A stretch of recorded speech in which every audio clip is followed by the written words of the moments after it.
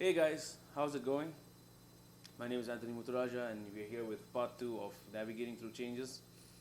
If you haven't watched the first part, the link for it is right below in the description. So do check it out and follow the series.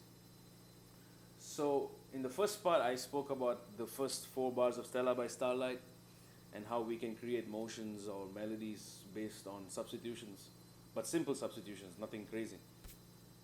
So now we're going to look at the second half of the first 8 bars, which goes like da da da da da da da da. Right? So F minor 7, B flat 7, E flat major 7, A flat 7. Now, what my logic is very simple. I want to create minimal movements. That's what I'm about. So if I want to look at it from that simple perspective, I'll have this kind of a substitution. So I'll just do F minor 6, F diminished, E flat 6, and E flat minor 6. Now let me explain that. So F minor 6, obviously F minor 7. It's the logical use. Now F diminished 7 is obviously B flat 7. Now from B flat 7 you'll have the B diminished. So B diminished is F diminished, same thing. E flat 6, which is kind of like C minor. C minor 7 for the E flat major 7, and then the E flat minor 6 for the A flat 7. So I'm using this like a 2 minor instead of playing the A flat 7, which is cool because instead of that you'll have this kind of a sound.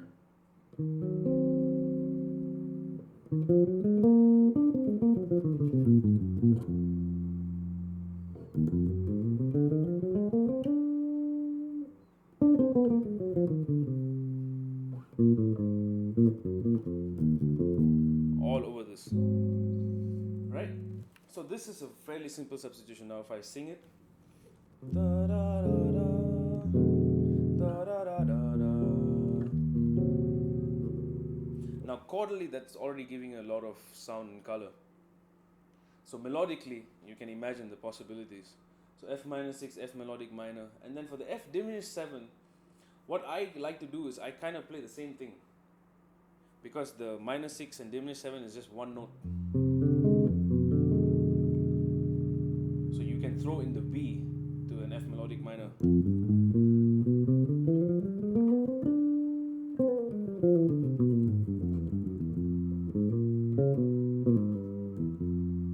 So you already get that kind of a textural difference. E flat 6, just E flat major or C minor, C melodic minor, and then E flat melodic minor. But basically what I'm trying to do is I'm trying to move. It's to the point that I don't want you to notice that I'm switching between these kind of sounds, because it's all available here, because at any random position on the neck you have an octave and a half range, right? You have this by default. So now F minor 6, then the F diminished 7, I'm going to just add a B to the F minor 6.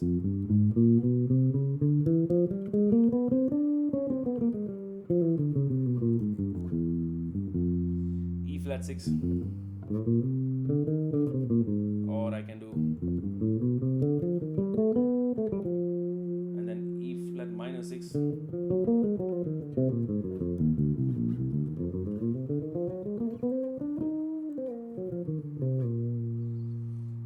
Right, and now if you watch a lot of my videos where I take solos, you will start to understand or start to hear where I'm coming from.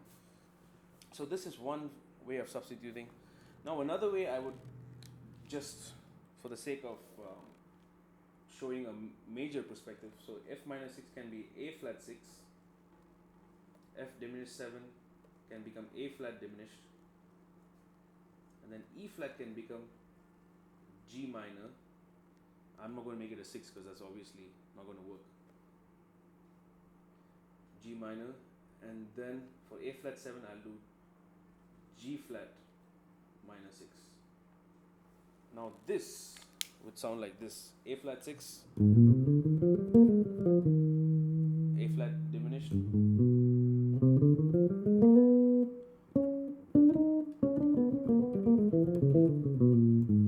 G minor,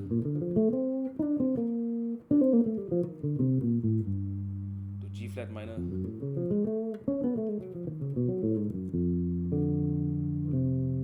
right? So now let's look at how we can really make it work. Let's say the first, for example. Now, based on the original changes, I'm trying to find a sweet spot. That's my aim. So F minus 7, let's say I'm going for a G, like an F minor 9.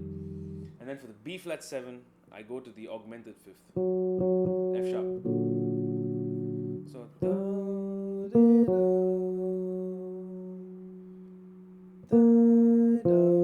to the 9 for E flat.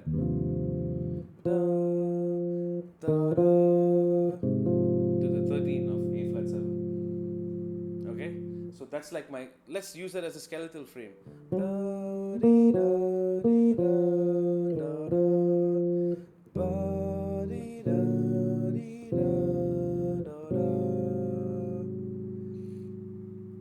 And now we expand on that. So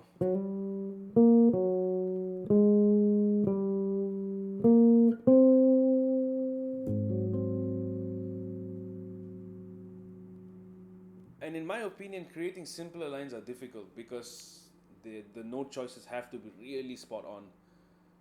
It has to really, really be strong because it's so much space involved. So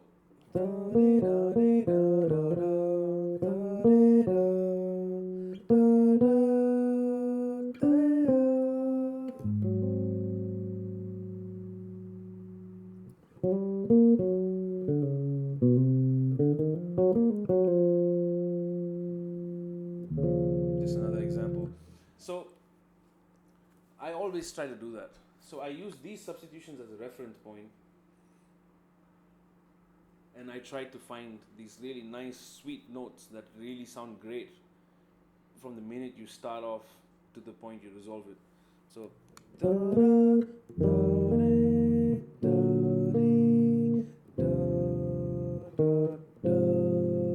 or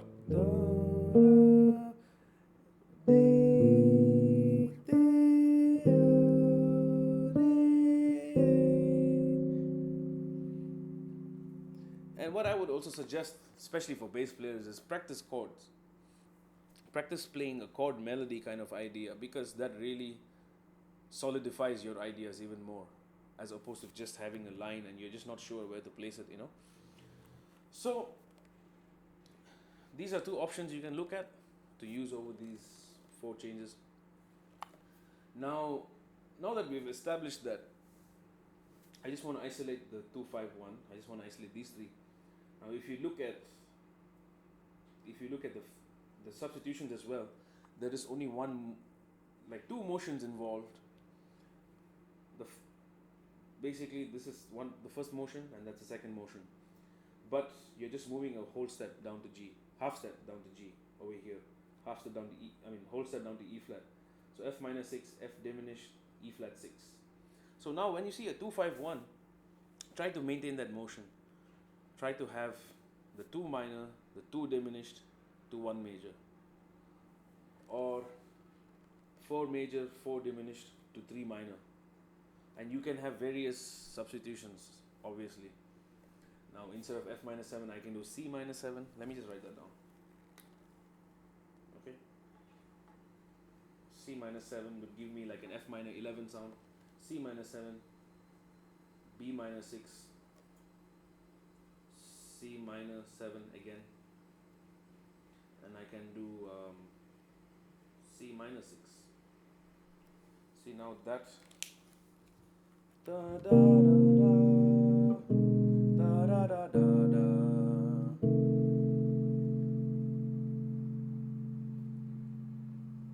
Right?